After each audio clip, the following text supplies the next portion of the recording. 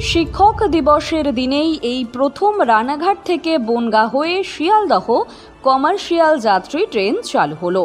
আজ সকাল 7:11 এই ট্রেন রানাঘাট থেকে ছেড়ে বনগাঁ পৌঁছায়। 7:52 সেখান থেকে ছেড়ে শিয়ালদহের উদ্দেশ্যে রওনা হয়।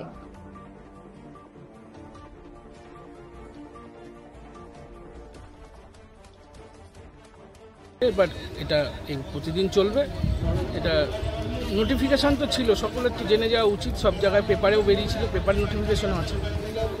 এরপরে এই ট্রেনটা প্রথম স্টপেজটা কোথায় কোথায় কোথায় যাচ্ছে? এটা রানাঘাট থেকে শিয়ালদা ভায়া বনগাঁ, ঠিক আছে, মাঝের গ্রাম বনগাঁ।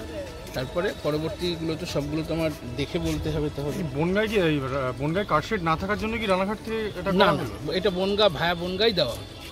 মানে রুটটা এরকম করার কোনো কারণ? না, কারণ বনগাঁ থেকে বনগাঁ প্যাসেঞ্জার তো রানাঘাটে প্রচুর আসে।